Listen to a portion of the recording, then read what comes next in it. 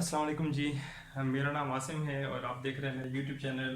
ये है हमारा इंग्लिश ग्रामर का पैरा लेक्चर। इसमें आप देखेंगे कि मैंने कुछ ये थोड़ा सा फॉर्मेट बनाने की कोशिश की है। ये आपके पास ऑब्जेक्ट है। ऑब्जेक्ट में मैंने सेलेक्ट किया है एप्पल, यानी किस चीज़ के बारे में बात हो रही है। ये वर्ब है। ये वर्ब जहाँ तक मैं ये देखता हूँ कि सब्जेक्ट को मैं आई के तौर पर लूँगा। अच्छा, सारी कहानी अगर मैं ये कहूँ कि आपके पास टेंसेस जिसको समझ आते हैं तो उसको हेल्पिंग वर्ब की अगर सेंस हो जाती है तो हमारा सारा फोकस क्या होगा।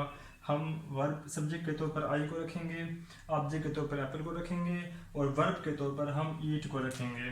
तो ईट जो है ना, ईट हमारा वर्ब है। अच्छा, यहाँ मैं आपको ज़रा बताता चलूँ कि ईट की तीन हालतें हैं। आपके पास तीनों हालतें लिख लेता हूँ। ईट, एट, ईटन। तो हम वक्तन फ़वक्तन इनकी तीन हालतें हम यूज़ करेंगे। अच्छा, रही बात हेल्पिंग वर्ब की, तो हेल्पिंग वर्ब में हम देखते जाएंगे कि सारा फॉर्मेट अगर आपको हेल्पिंग वर्ब समझ आ जाता है तो आपको टेंस से समझ आ जाएंगे। अब हम ज़रा स्टार्ट करते हैं कि अगर फर्ज करें, फर्स्ट केस है आपके पास सिंपल केस है और सिंपल में आपके पास प्रेजेंट टेंस की बात करते हैं। तो आपके पास अगर बात करें सिंपल सिंपल प्रेजेंट टेंस की, सिंपल प्रेजेंट टेंस में अगर हम देखें तो उसमें हमारे पास अगर हम वर्ब के तौर पर इसको यूज़ कर रहे हैं तो सिंपल आपके पास आ जाएगा आई ईट एप्पल। यानी अगर इसको आप देखें कि आई ईट एप्पल के तौर पर आपके पास एक फिक्रा बन जाएगा।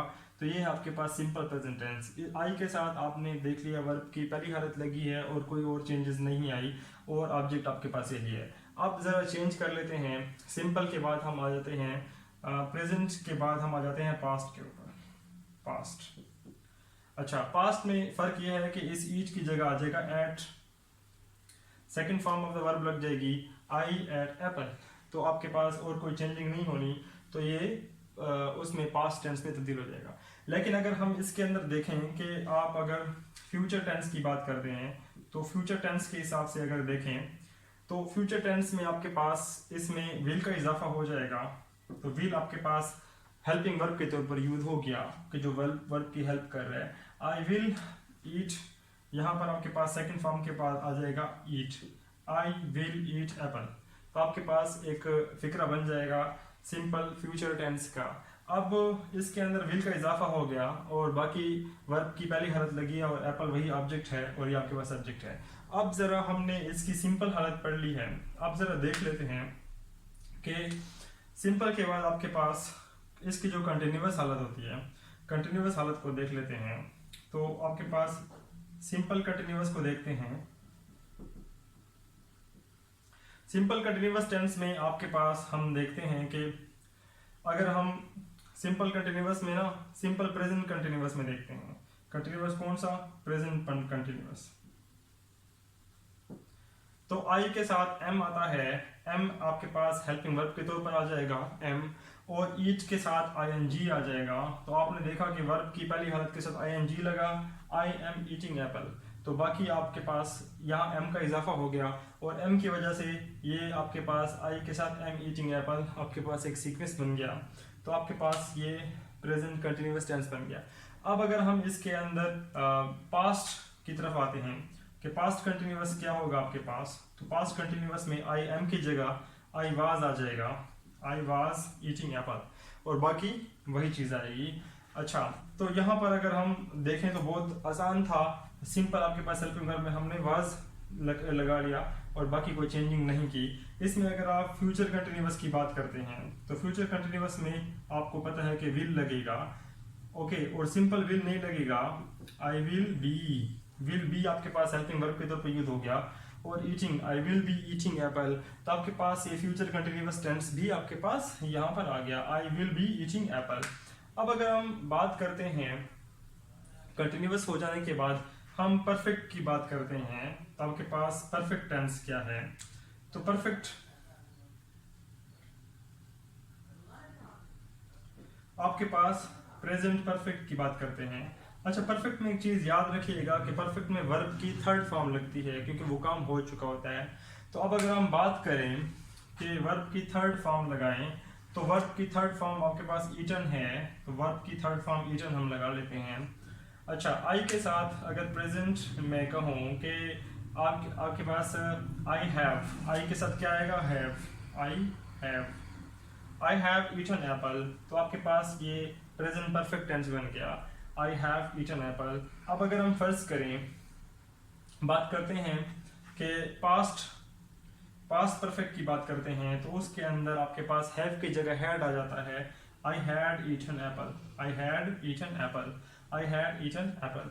अब अगर हम फर्ज करें फ्यूचर की बात करते हैं इसके अंदर, तो फ्यूचर में आपके पास फ्यूचर परफेक्ट टेंस में देखें तो I had, have, I will have लगेगा, तो I will have eaten apple. अब आपने देख लिया कि सिर्फ और सिर्फ ये चीज़ें आपको थोड़ा सा याद करने की जरूरत है कि हेल्पिंग वर्ब में चेंज करेंगे, बाकी इतना खास चेंजिंग नहीं है। फ्यूचर परफेक्ट टेंस के बाद अगर हम फ्यूचर परफेक्ट तो हो गया, अभी इसके अंदर हम कंटिन्यूअस अगर डाल देते हैं कि अगर, तो कंटिन्यूअस कर लेते हैं हम। अच्छा, कंटिन्यूअस में हम प्रेजेंट पे आते हैं, प्रेजेंट परफेक्ट कंटिन्यूअस में आते हैं, तो आपके पास आई के साथ चूंकि हैव लगता है, आई हैव, कंटिन्यूअस है तो आईएनजी लग जाएगा, इसके साथ बीन लग जाएगा, I have been eating apple, I have been eating apple. Okay, इसमें एक और चीज का इजाफा करना होता है, आपके पास रेफरेंस टाइम देना होता है, तो आपके पास टाइम के हिसाब से I have been eating apple since morning वगैरह वगैरह। अच्छा, तो यहाँ पर आपके पास प्रेजेंट परफेक्ट कंटिन्यूअस के अलावा अगर हम देखते हैं कि पास्ट परफेक्ट कंटिन्यूअस हमें क्या कहता है, क्योंकि हैव की जगह वहां पर हैड लग जाता है, I had been eating apple, और बाकी वही आएगा, तो पास्ट परफेक्ट कंटिन्यूअस में सिर्फ और सिर्फ हैव की जगह हैड लग गया। अच्छा, तो बात अगर आप देखते हैं कि फ्यूचर में, अगर आप देखते हैं कि फ्यूचर परफेक्ट कंटिन्यूअस की अगर बात करते हैं, तो हैड की जगह विल हैव आ जाएगा, will have, I will have been eating apple. Okay, अब आप सोच रहे होंगे कि टेंसेस बहुत आसान हैं, लेकिन हमें कुछ चीज़ें समझने की ज़रूरत है। वो क्या है? हेल्पिंग वर्ब में कुछ चीज़ें हम ज़रा थोड़ा सा हम इसमें एक्स्ट्रा चीज़ें आपको याद करने में आसानी हो, कि आप भी अगर किसी भी सब्जेक्ट के साथ किसी ऑब्जेक्ट के साथ अगर उनको चेंज करना चाहते हैं, तो वो कौन कौन सी चीज़ें हैं ज़रा याद करने की हैं, तो आप इसको ज़रा देख लें। जब भी आपके पास आता है I, we, you, they, he, she, it, कोई नाउन आता है।